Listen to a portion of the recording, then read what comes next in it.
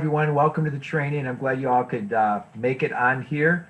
Today, what I'm going to be covering is analyzing rental property deals. And I'm just going to show you how I analyze deals.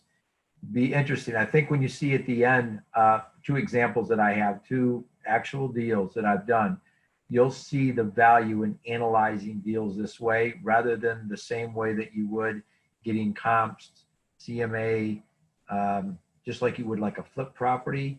It's not the same. So let's go ahead and dig into it. So the first thing when someone brings me a property, whether it's a rental property or a flip, I always go to Trulia.com. I just really like the simplicity of their crime report. So you just go to Trulia, that's TRULIA.com, put in the address, and then you'll be able to see on a scale from very light blue to very dark blue where that property falls into in terms of crime as compared to the rest of the county. So I have a training on that, a short video. Watch that. I won't go into depth too much on that, but I do use it for that. I also may be looking at the school district as well. So when you look and evaluate properties and rental properties, I'm evaluating those just like I would a business. So when they evaluate a business or a building, commercial building, they're looking at something called cap rate, capitalization rate. And what that means is they're taking the net operating income, annual net operating income, divided by the value of the building or the cost of the building. So to explain that quickly, if you think about it, if a property is bringing in $10,000 a year in net income and you paid $100,000 for that, so you take 10 divided by 100,000, that's 10%, or a cap rate of 10. If you got $20,000 in income on that $100,000, the cap rate would be 20, cap rate of 20%. Normally, the lower the cap rate, it means of the nicer area that it's in. So you say, well, why? That doesn't make any sense. The 6 cap isn't a 10 cap a lot better than the 6 cap? Well, it might. The cash flow is certainly better, but if you look at the most affluent area that you may live in, so let's say you live in an area in the Chicago area, I'll just use Hinsdale for an example. If you're going to buy a rental property in Hinsdale, for properties are going to be more expensive, so let's use 200,000. They're going to be more than that though. But let's say you bought it for 200,000. You might say, listen, if I could buy a income property in Hinsdale for 200,000, I'm okay if I just make 10%, 6% on that money, because I got a great chance of it appreciating. Plus, I'm probably not going to have as many landlord headaches. You know, the turnover might not be as much. Certainly, my tenants are going to be able to afford it. If their car breaks down, they're still going to be able to pay the rent. Also, appreciation. It's an area where it's appreciating. The home values are going up, so I'm going to benefit from that. So you may take a 6 cap in Hinsdale, and that might be the prevailing cap rate. But if you look at, let's say, a Chicago neighborhood like Inglewood, I ordered property in Inglewood, so I can speak to this. So if you're going to own a property in Inglewood, you might say, listen, I'm going to need a lot more money there, because if their car breaks down, they're not going to be able to pay the rent. The crime, the vacancy factor, all those things are going to pile on. So I better make a lot of money in those areas just to put up with all the other hassle. So there you might need 15, a cap rate of 15. In other words, on my $200,000 investment in Inglewood, I'm going to need $30,000 return to make it worth my money. And I'm probably not going to get any appreciation. The values are probably going to be the same. It could even decline.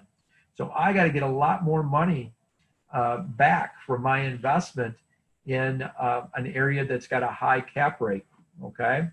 So keep that in mind. How do you determine cap rates? Well, there's a number of things you could look at. Number one, if you could call a real estate broker, they may know the cap rates for those areas, especially if they deal in commercial property. They probably know that. But the other way to look at is look at things like the crime rate, look at the school district or schools, the high school that they go to. So Chicago Public Schools, that's all one school district, but you can look at Trulia.com and see actually the high school for that particular address. How is that rated? So high schools, you want them to be on a scale from 1 to 10. If they're a 10 or a 9, that's probably an A, an A zone. If it's the B, a B area would be maybe a school district is maybe 8, 7, 8 might be a B, and anything below that 7 is probably in that C category. Another thing to look at is home ownership.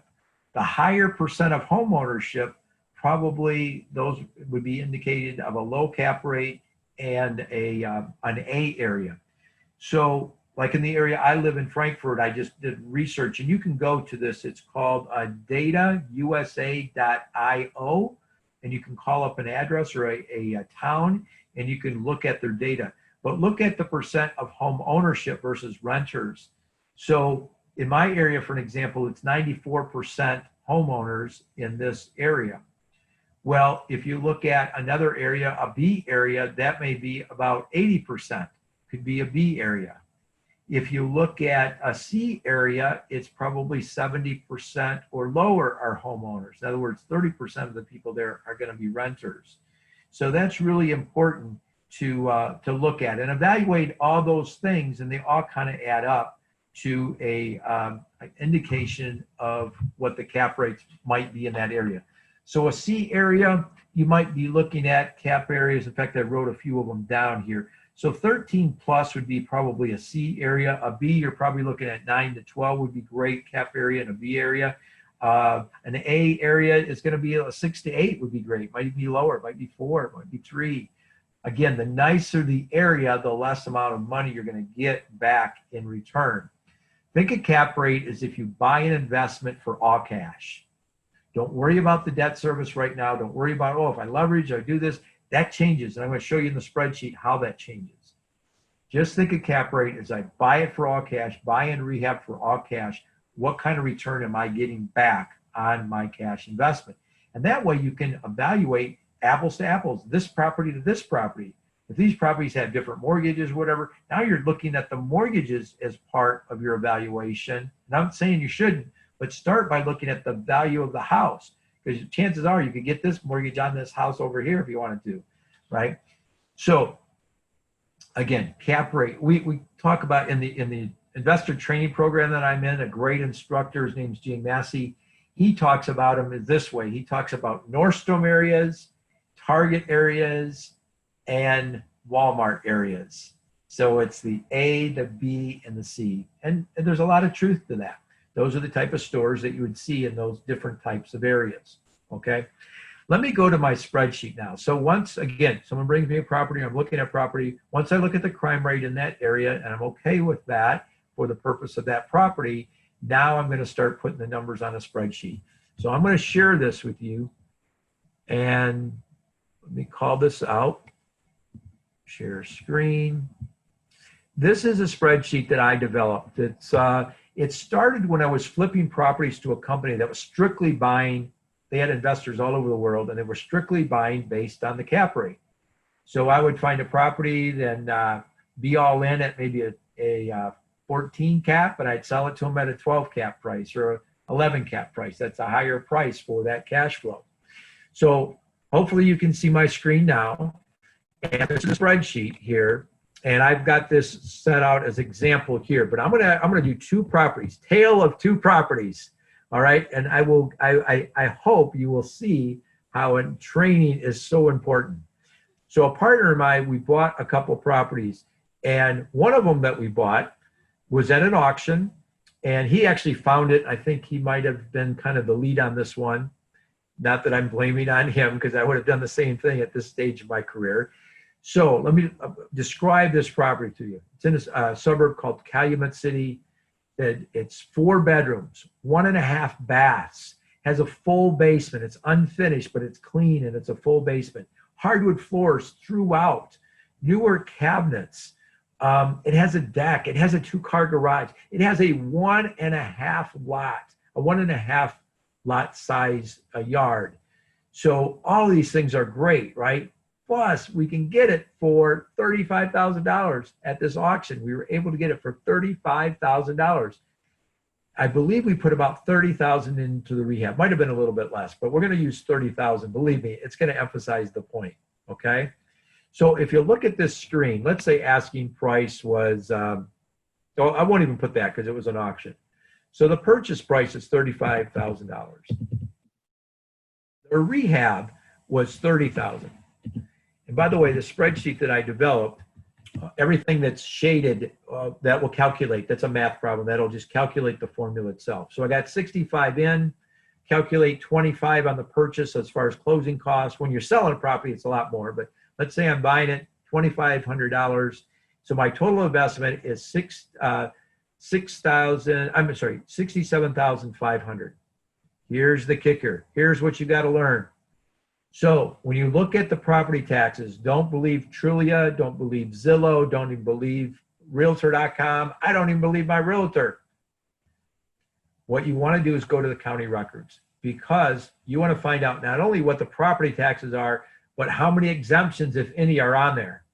So if you were to buy a property, and let's say you bought this property for this price, but it had exemptions on it and you didn't calculate it, I'm going to show you what a big difference it is. Let's put the actual numbers in here.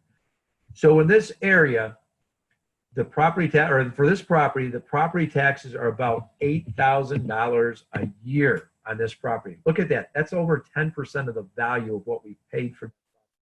$8,000 a year. The rent, and we've had it rented out at various prices, but I think the one that we average the most is $1,350. So $1,350 in rent. Look at the cap rate. The cap rate is 3.7%. If you're going to settle for a cap rate like that, you better be in Hinsdale. You better be in a very upscale area. This is not a very upscale area. This is probably a C area. Look at the bad choice we made as a cash flow. Now you might say, well, but it's worth 90,000. It might be worth 90,000. Maybe on a good day, 80,000, something like that. Maybe, but you can't spend equity. You can only spend equity when you refinance the house or when you sell the house. And we had planned on doing neither of those things. We've had this property for like 10 years. Look at the numbers. The cash flow is terrible. So the monthly cash flow is only $211. So cap rate. This figuring out the cap rate for us. But what it's doing, it's taking that $211 in that cell, which is cell 12. It's $211 multiplied by 12. That would be the annual income that you'll have on it. It's dividing it by 67,500. Why? Because that's how much all in we have into this property. So it's producing a cap rate of 3.7 in an area that probably that area should be at least 11 would be something that I would buy. So again, I want you to learn by this mistake so that you understand how getting trained is so valuable. Because on the surface, this sounds like a great deal, right? And it's in an area I said, well, maybe it's worth 90, but maybe not. Maybe it goes down. We never see, if there's any equity at all, we may never even see that equity. So this will figure out your cap rate for you. But further, I go and I do the ROI. So what's the difference? Well, ROI, if you're going to put debt service on it, in other words, if you're getting a loan, a mortgage on it, you don't have to come up with all cash. So your ROI, your return on investment, is going to be calculated different because you didn't have to put 100% of the purchase price on there. In this case, I'm using the example of 30%. So if you put 30% down, and you might think 30% down, I bought my house, I only put 3.5% down. That's because it's your primary residence. Rental properties, you might have to put 30, 35% down. So I'm using 30%. This will give us a good ballpark figure here. So 30% of the total cost will be $20,250. That's how much we'll put down. The mortgage then will be 70% of that purchase price, which is $47,250. Now the mortgage payment, here's a little trick, a little tip. If you use 6% as your mortgage percentage rate for a income property, which you're probably going to be pretty close, you might go a little bit under that, but income properties are much higher rates than your primary residence. If you use that 6, the math works out that your payment, your principal and interest payment on a 30-year amortized loan will be approximately $6 per thousand. So I now can put that into a math formula. So without me calculating or looking up to see what the payment will be, I can pretty much estimate that at $6 per thousand. So that'll be $284,000. So my monthly profit after debt service, get this, look at this. My monthly profit after debt service would be negative $73, a negative cash flow. Now we don't have debt service on it, but it just shows you how this is not a good deal as a rental. All right. It may have been a better deal as a flip back in the day. Now it's probably not even that as well. My return on investment is actually negative 4.3%.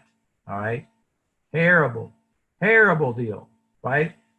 Now, I want to show you another one that I've done. After I started calculating and looking at cap rate, we bought this property.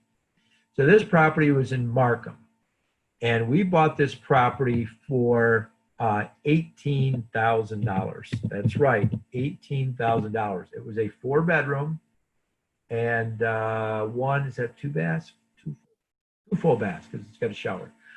4-bedroom, 4 baths. The rehab cost on it, I believe, was $22,000 is what we paid in rehab. Okay. Now calculates all that for us. Here's the kicker: the property tax. Even without a homeowner's exemption, the property tax is about it's about $3,200, I believe. $3,200. And the rent that we're getting there, and I intentionally target certain areas because I know how much the Section 8 rent is. I target areas that have a high Section 8 rent as compared to the home values in that area. Our rent on this property is $1,688 per month. Almost all paid directly to our account by the government. Okay. Now I skipped this line up here. This is the monthly taxes, which was just a math formula. So 1/12 of what I put in there for the annual. This next one didn't calculate until I put in the rent. I like to look at the expenses, carrying cost, management cost, vacancy factor, insurance, all that as a percent of the rent. That'll give you a pretty good indication. I use 35, and the reason I do that is because I already put $22,000 into it right away. So I don't expect much maintenance costs over the first 5 years because I did a lot of things new already. So I just use 35%. You can use whatever you want. So I'm taking out almost $600 a month, assuming that we're going to get that in expenses. Now, we then have a cash flow after debt service, before debt service of $831. Look at that, produces a 23.5% cap rate. That's phenomenal. I do most of my deals with partners where they put on the money and I do all the work and we split the profits 50-50. Well, in doing that, I can still pay them like half of that. I can pay them over 12% on their money. That doesn't include any appreciation we may have or depreciation that we can write off. So this is just a great deal. And this particular project, if you looked at it from the surface, it's not as nice as the house is probably the other one. You know, we're paying a lot less, which was great, but look at the difference in that, in evaluating and making decisions based on cap rate. Now, look, if we would have put debt service on there, if we would have got a 70% loan to value, look at the ROI now, 61.4% return on investment. Believe me, you will be able to attract a lot of capital if you are able to find your partner's deals where they can get half of that as their part of the deal. They can get 61% on their money, divided by 2 would be 30.5%. It's a lot better than getting in the stock market or any other investment vehicle that they could possibly get. So I wanted to do those 2 deals side by side because one deal was done before I was a fully trained and educated investor. The other one was done after that and looking at cash flow. I don't buy a house because of the appreciation. At this point in my career, I'm buying for cash flow. There may be a time where I've got so much cash flow coming in, I'm doing some longer term investments, and those are in those low cap areas that have high potential for appreciation. That's entirely different. Most people that I'm training and helping out as a real estate investor, they're buying for cash flow. And if you're buying for cash flow, it doesn't matter if the market goes up or down. Think about this.